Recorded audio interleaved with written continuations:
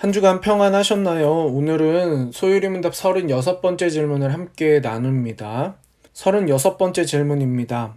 현세에서 칭의와 수양과 성화로부터 동반되거나 비롯되는 유익은 무엇인가요?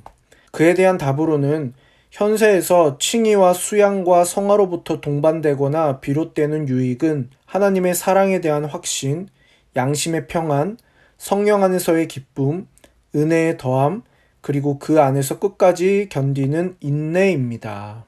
근거 성구로는 로마서 5장 1절에서 5절 말씀, 그러므로 우리가 믿음으로 의롭다 하심을 받았으니 우리 주 예수 그리스도로 말미암아 하나님과 화평을 누리자. 또한 그로 말미암아 우리가 믿음으로써 있는 이 은혜에 들어감을 얻었으며 하나님의 영광을 바라고 즐거워하느니라.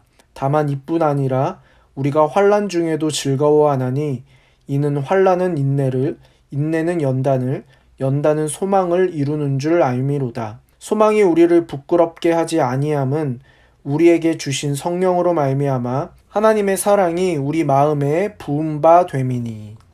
로마서 14장 17절 말씀, 하나님의 나라는 먹는 것과 마시는 것이 아니요 오직 성령 안에 있는 의와 평강과 희락이라. 잠언 4장 18절 말씀, 의인의 길은 돋는 햇살 같아서 크게 빛나 한낮의 광명에 이르거니와. 요한일서 5장 13절 말씀, 내가 하나님의 아들의 이름을 믿는 너희에게 이것을 쓰는 것은 너희로 하여금 너희에게 영생이 있음을 알게 하려 함이라. 베드로전서 1장 5절 말씀, 너희는 말세에 나타나기로 예비하신 구원을 얻기 위하여 믿음으로 말미암아 하나님의 능력으로 보호하심을 받았느니라. 아멘.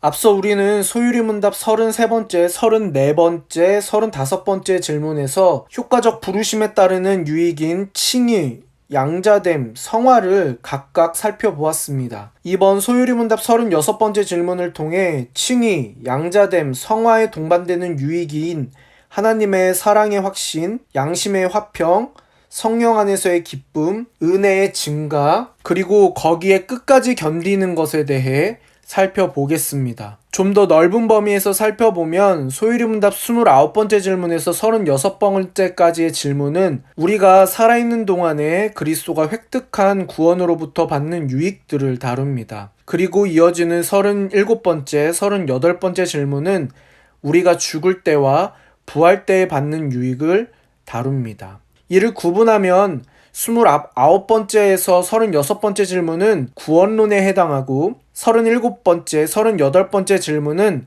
종말론에 해당합니다. 성령은 우리에게 구원의 종합 선물 세트를 주십니다. 그 선물 세트에는 지금까지 살펴본 외적 부르심, 중생, 내적 부르심, 칭의, 양자됨, 성화만이 아니라 하나님 사랑의 확신, 양심의 화평, 성령 안에서의 기쁨, 은혜의 증가, 그리고 거기서 끝까지 견디는 것이 포함됩니다. 성령은 이 모든 것들도 주관적으로 우리를 사용하시어 우리에게 적용하십니다. 이는 사람의 힘으로 획득할 수 있는 것이 전혀 아닙니다. 오직 성령의 적용으로 얻을 수 있을 뿐입니다. 오늘은 총 2가지 파트로 나누어 살펴보고자 합니다. 첫 번째입니다. 하나님 사랑의 확신, 양심의 화평, 성령 안에서의 기쁨, 은혜의 증가. 어려서부터 부모가 자신에게 쏟아부은 사랑을 아는 자녀는 부모의 사랑을 확신합니다. 부모는 자녀에게 모든 것을 주려고 합니다. 진자리, 마른 자리 갈아 누이고 먹이고 입히며 안아주고 업어주며 보호하고 가르칩니다. 대부분 자녀는 이렇게 저렇게 사랑을 쏟아붓는 부모를 경험하며 자신에 대한 사랑을 확신합니다. 거기에다 애정이 담긴 사랑의 표현과 표정까지 더해지니 그 확신은 더욱 강해집니다. 사랑을 많이 받은 자녀는 정서가 안정되고 마음에 기쁨이 있으며 내면의 화평을 주변 사람들에게 전합니다. 우리에 대한 하나님의 사랑도 막연한 추측이나 차가운 명제로만 존재하는 것이 아닙니다. 하나님은 우리를 사랑한다고 말씀하시고 이것을 사역으로 보여주시며 양자의 영을 통해 확실히 증거해 주십니다. 하나님은 우리를 너무나 사랑하시어 독생자를 주시기까지 하셨습니다. 요한일서 4장은 하나님의 사랑이 독생자를 세상에 보내심으로써 우리에게 나타났고 우리가 하나님을 사랑함은 하나님이 먼저 우리를 사랑하셨기 때문이라고 말합니다. 부모는 자녀가 잘 되기를 바라기 때문에 벌을 주기도 합니다. 철이 들지 않는 자녀는 그럴 때 부모가 자기를 사랑하지 않는다고 여기지만 나중에 철이 들면 그런 부모를 이해하게 됩니다. 우리도 하나님의 참된 사랑을 깨닫고 확신을 하기까지는 어느 정도 시간이 걸립니다. 어떤 때는 하나님의 섭리가 자신이 원하는 방향과 다르다는 사실에 실망하기도 하지만 삶이 깊어지고 신앙이 성숙해지면 비로소 하나님의 사랑이 어떤 것인지를 깨달아 확신이 강해집니다. 다윗은 시편 31편 22절 말씀에 내가 놀라서 말하기를 주의 목전에서 끊어졌다 하였사오나 내가 주께 부르짖을 때에 주께서 나의 간구하는 소리를 들으셨나이다 라고 노래했습니다. 살다 보면 나의 잘못으로 하나님의 눈밖에 나는 것은 아닌지 염려스러울 때가 있습니다. 예수님을 3번 부인한 베드로도 하나님으로부터 멀리 떨어진 것 같은 심정으로 통곡하지 않았을까요? 이처럼 우리의 확신은 흔들릴 때가 있지만 하나님의 사랑은 절대 사라지지 않습니다. 여러 가지 일로 사랑의 확신이 약해지고 잠시 중단될지라도 우리는 놀라지 말고 더욱 말씀을 통해 하나님의 뜻을 구하며 기도를 통해 하나님께 나아가야 합니다. 그럴 때 성령의 작용으로 확신은 소생되고 강해집니다. 하나님의 사랑을 확신하는 자는 자연스럽게 그 마음에 평강이 깃들고 성령 안에서 기쁨을 누리며 하나님으로부터 받은 은혜가 계속 증가하는 것을 경험합니다. 성령의 열매는 사랑과 희락과 화평입니다. 성령은 우리들에게 사랑에 대한 확신과 마음의 화평과 기쁨을 주지 않을 수 없습니다. 성화의 과정을 밟는다는 것은 사랑과 희락과 화평의 열매가 있다는 것입니다. 그리스도는 막힌 담을 허물고 둘이었던 것을 하나 되게 하시는 분이십니다. 믿음으로 의롭다함을 받은 자는 그리스도로 말미암아 하나님과 화평을 누립니다. 예수님은 제자들에게 예수님의 기쁨을 충만하게 하기를 원하셨습니다. 그 결과 제자들은 전도하며 박해를 받아도 기쁨과 성령이 충만했고 함께 모여 기쁨과 순전한 마음으로 음식을 먹었습니다. 사랑과 화평과 기쁨은 분리되지 않고 구별될 뿐입니다. 진정한 사랑은 동시에 화평이 되고 기쁨이 됩니다. 이것들을 체험하고 누리는 자는 하나님의 은혜가 자기에게 계속하여 부어지고 있음을 잘 압니다. 두 번째입니다. 거기에 끝까지 견디는 것. 성도의 견인은 성도가 완전히 타락하지 않고 구원의 과정을 끝까지 견뎌낸다는 의미입니다. 그런데 이 성도의 견인은 구원론을 이루는 다른 항목들처럼 성령이 성도로 하여금 끝까지 견디게 하는 것입니다. 믿음이 약한 신자는 자신이 언제 목매함과 강팍함에 빠져 그리스도를 거부하고 자극적인 욕망에 따라 살지 모른다는 불안감에 빠지곤 합니다. 그러나 견인 교리는 그러한 일이 절대로 발생하지 않음을 말해주면서 우리 마음의 안도감과 평안을 선사합니다. 그런데 우리 주변에는 신앙생활을 그 누구보다도 열심히 하다가 신앙을 저버리고 오히려 그리스도의 원수로 행하는 자들이 있습니다. 성경에도 그런 예가 있습니다. 디모데전서 1장 19절 20절 말씀입니다. 어떤 이들은 이 양심을 버렸고 그 믿음에 관하여는 파선하였느니라. 그 가운데 후메네와 알렉산더가 있으니.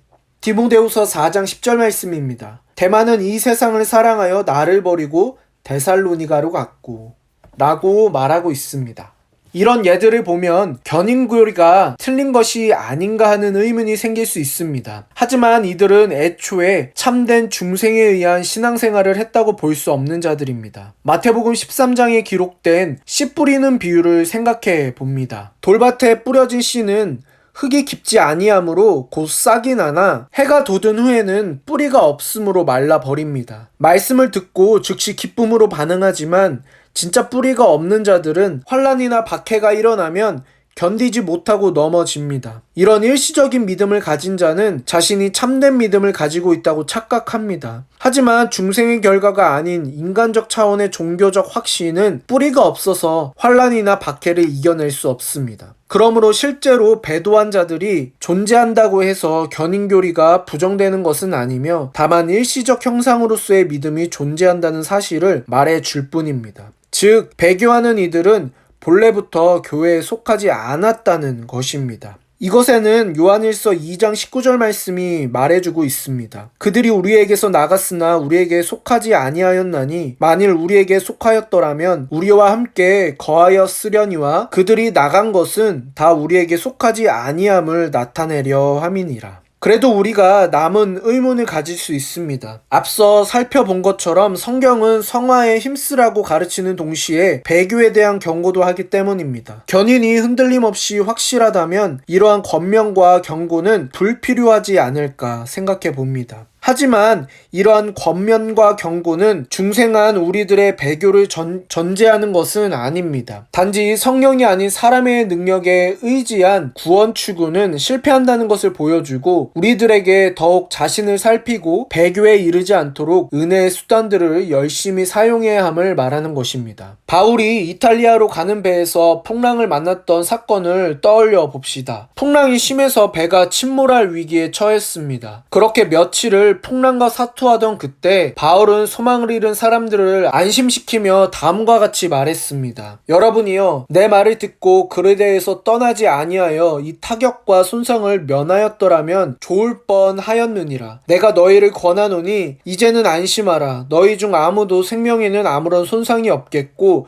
오직 배뿐이니라. 내가 속한 바 곧 내가 섬기는 하나님의 사자가 어젯밤에 내 곁에 서서 말하되 바울아 두려워하지 말라. 내가 가이사 앞에 서야 하겠고 또 하나님께서 너와 함께 항해하는 자를 다 내게 주셨다 하였으니 그러므로 여러분이여 안심하라. 나는 내게 말씀하신 그대로 되리라고 하나님을 믿노라. 그런즉 우리가 반드시 한 섬에 걸리리라. 바울은 이처럼 자신과 배에 탄 사람들이 모두 구원을 받을 것이라고 확신하고 있었습니다. 그런데 그는 거룻배를 내려놓고 도망가려는 사공들을 막지 못하면 구원을 얻지 못할 것이라고 경고했습니다. 여기서 바울의 경고는 승객들의 구원을 취소할 수 있다는 의미였을까요? 그렇지 않습니다. 단지 확실한 구원을 얻기 위해 올바른 수단을 취하라는 권면이었습니다. 이와 마찬가지로 성경에 등장하는 배교에 대한 권면과 경고는 절대로 성도의 견인을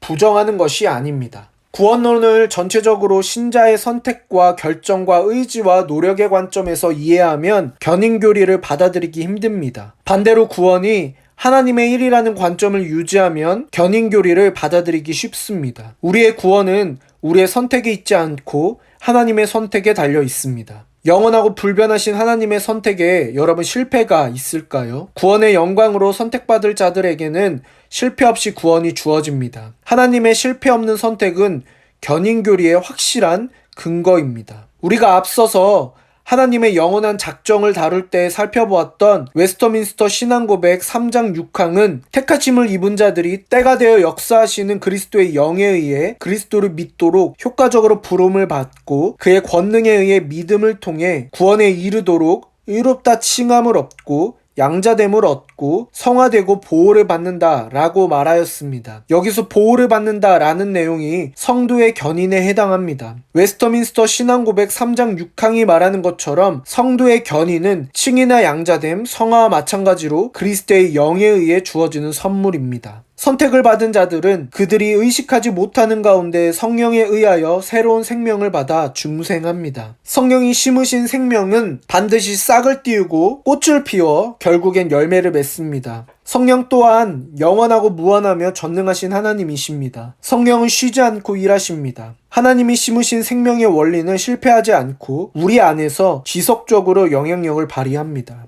여러분, 칭의가 무엇입니까? 하나님이 그리스도의 의를 우리의 의로 여겨주시어 우리에게 죄값을 묻지 않으시는 것입니다. 칭의의 근거를 둔 성화는 우리의 인생 내내 이루어집니다. 내면의 변화가 거룩함으로 성장해 갑니다. 성령이 이끄시는 성도의 견인을 부인하는 사람은 칭의와 성화를 오해하는 사람입니다. 그리스도의 의로는 불충분하고 사람의 노력과 선행과 의지가 필요하다고 주장하는 사람들입니다. 소요리 문답 36번째 질문은 칭의와 양자됨과 성화에 동반되거나 흘러나오는 여러 유익이 무엇이냐고 묻습니다. 즉 칭의와 양자됨과 성화에는 동반되거나 흘러나오는 유익들이 반드시 있는데 견인이 여기에 속한다는 것입니다. 이렇게 구원론을 이루는 요소들은 서로 연결되어 있습니다. 구원의 서정과 황금사슬의 개념이 말해주는 것처럼 하나님은 그리스도가 획득하신 구원을 주실 때 일부를 주시고 나머지는 우리의 노력과 의지로 쟁취하라고 하지 않으시고 종합 선물 세트로 모두 주십니다. 칭의 없이 성화가 없고 성화 없이 칭의가 없습니다. 견인 또한 중생과 효과적 부르심과 칭의 없이는 존재하지 않습니다. 반대로 견인이 없는 중생과 효과적 부르심과 칭의는 온전하지 않습니다.